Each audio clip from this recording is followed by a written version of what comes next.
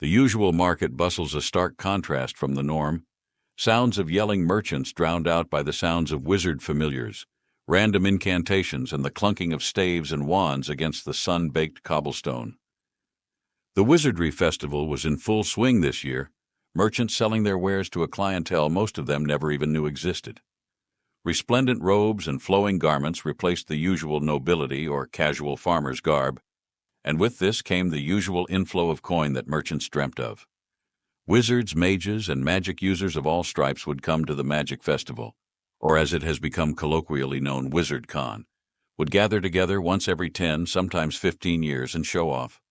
Alchemists would show off new potions, poisons, cures, and whatnot. Botanists, dryads, and earth mages would show off their new plant species, tree mutations, or crop growth magics. Elemental mages would show off their abilities in a grand arena, demonstrating their control of the elements.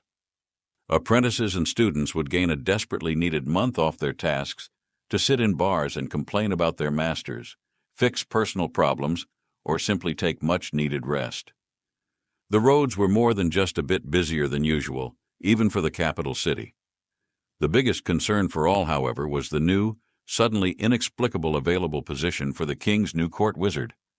Grandmaster Marius Tanis suddenly announced his retirement, and desperately clawing at the power, responsibility, and cushy position, WizardCon was hastily moved to the capital.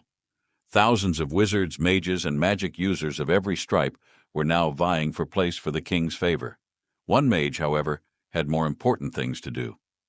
Deep in the bowels of his magic-saturated shoppe, quietly sat Martin the Enchanter, repairing a blue energy orb for a hydromancer who patiently waited in the dressing room.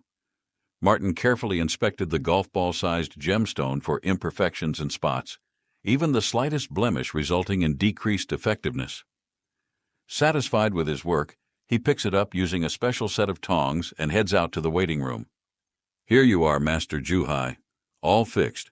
Pain in the ass, this one. What the hell did you do it that cracked like that?"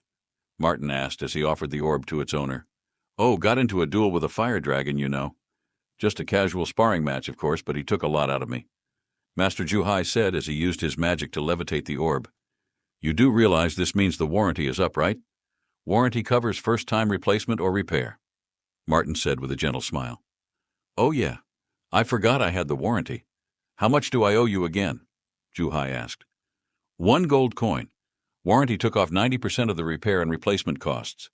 But remember, next time you pay full price," Martin said with a chuckle. Juhai blinked in surprise and his pointy elven ears twitched in happiness. "My God, I love this place. And yet the other enchanters wonder why wizards hate them so much. Please excuse me. Don't you look now," Juhai said. Master Juhai accusingly wagged his finger at the others as he disappeared behind a changing screen.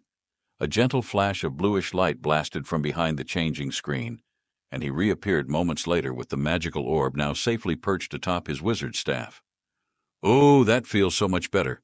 No longer feel naked, eh? Here you go." Juhai smiled and procured a gold coin from his pocket, handing it over to Martin. "Pleasure doing business with you, sir. Have a lovely day," Martin replied with a smile. Martin returned to his work and decided to dabble a bit more in some obscure enchanting texts. His work, however, was stopped dead in its tracks when a mage, clearly agitated and highly disturbed, charged in the door and grabbed Martin by his collar. She brandished an odd-looking mage's staff with a pink gem, looking like a gnarled stick from a recently felled tree at him.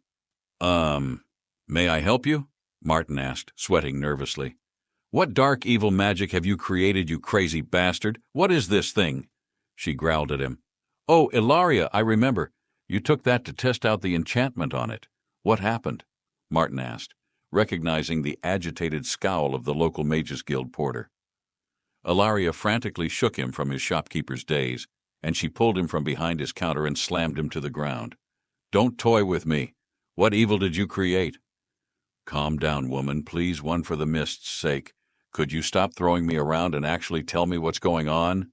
Martin yelled back at her as 2 adventurers from the guild stepped in the door to check the commotion. This stick, this strange staff you had me test.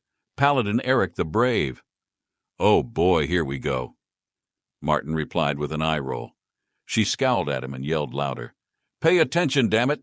she squealed. The adventurers hastily stood between the enchanter and the mage, knowing how magic users with temper tantrums can be a bit bothersome.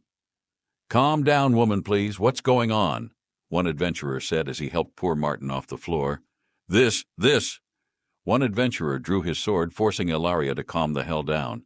She took a deep breath and centered herself. This enchanter has been dabbling in some truly dark and disturbing magic. The enchantment on this stick? This staff? This is the most dangerous thing I had ever touched in my life. "I demand to know what the enchantment on this thing is," she yelled angrily. Okay, whoa, what happened? No, seriously, calm the hell down and tell me what happened," Martin said, holding his hands out in a calming manner. She took a deep breath. "Sir Eric the Brave had been attempting to bed me for months. The stupid prat wouldn't leave me alone, even going so far as to force me to involve the guild in my personal issues in order to stop his advances. Finally, I had enough and smacked him with this thing," she yelled and tossed the stick at Martin. "I see. And that is bad, how?" the adventurers asked.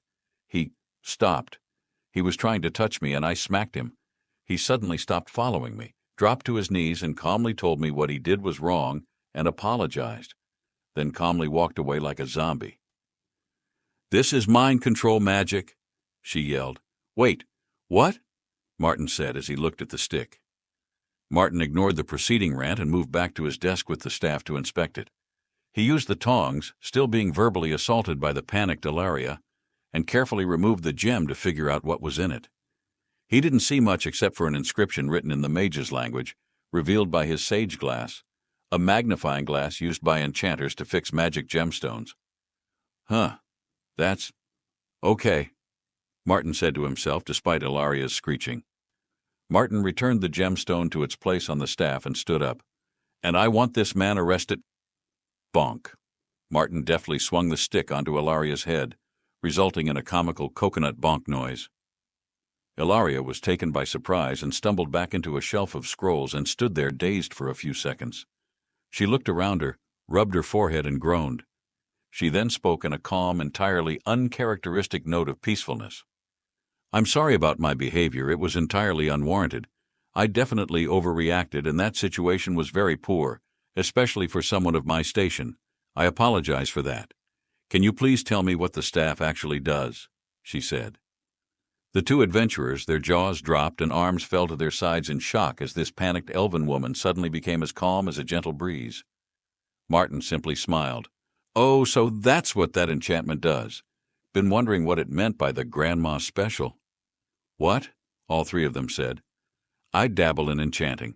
When I find a spare gemstone lying around or when the Miners Guild gives me their cast-offs for Symborium crystals.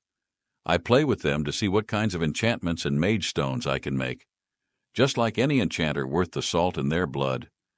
I always wondered what the enchantment on this thing actually did. It's not a mind control enchantment," Martin said with a smirk. "So, what exactly does it do?" Ilaria asked again, her voice disturbingly calm. "On a dare, a drunk wizard at the pub once asked me to, quote, channel the fury and anger of a grandmother's discipline into a magic object and see what happens. So I did. Being drunk, I did. I had no idea what the actual effect would be, but it seems it works. I need to make more of these. That's hilarious." Martin chuckled to himself and carried on as if nothing happened. The two adventurers glared at each other.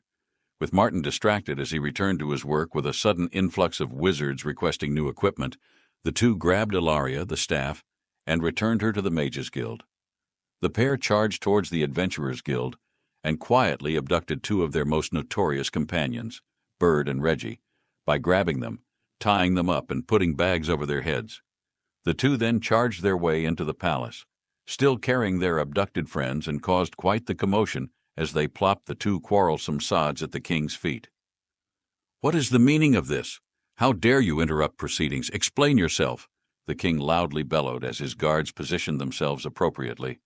"Your Majesty, my name is Cassard the Strong, and this is my companion James the Pillar. We come on behalf of Martin the Enchanter, owing to the fact he is swamped with work at present," Cassard said. Angered, muffled voices came from the two-tied men. "We have discovered that Martin the Enchanter has created the single greatest and most powerful magical enchantment in the history of magic. An enchantment that will guarantee to change the course of all history for the greater good, James said with glee. We have come to demonstrate this enchantment. This is Bird and Reggie, Cassard said. The crowd released a notable scowling chuckle at the two men's expense in response to their names. Oh, God, not those two idiots, King said. Please, Majesty, observe, James said and lifted the hoods off the two men. The two men garbled idle threats, Bird being a lizard man and Reggie being a northerner. The two at first aimed their ire at their abductors, then upon seeing each other a volley of threats, made-up curses and heavily abusive insults, flowed like an endless river at each other. Behold, James said above their irritating, angry bitching. The Grandma Special, he yelled. Bonk, bonk. Two comical coconut bonk noises followed as James whacked Bird on the head, handed the staff to Cassarn, who then whacked James on his head. The two stopped talking and lay dazed on the floor for a bit as their bonds were removed. Everyone steeled themselves for a huge bitch fight. Bird and Reggie were notorious blood rivals who go at each other's throats every time they even think the other one is in the area. The two had suddenly calmed down, were quiet, their voices sweet, peaceful and gentle. The two looked at each other, quietly having a conversation without speaking. They both stood up and shook hands. No more fighting, Bird said. No more fighting, Reggie said. The two shook hands and calmly walked away, heading back to the guild hall in silence, an odd air of peace following them. The king himself, even members of his personal guard, were so shocked by this sudden occurrence. One paladin dropped his claymore. Cassarn and James looked at each other, equally shocked. Well, holy shit, that actually worked, Cassarn said. I know, right? Is it permanent? James asked. If this enchantment is what I think it is, it's about as permanent as it gets. Cassarn replied, carefully inspecting the staff. What, the actual heck? The king said. Oh, sorry. The best I can figure, Your Majesty, is this staff essentially distills the concept of knocking the sense into people into physical practice.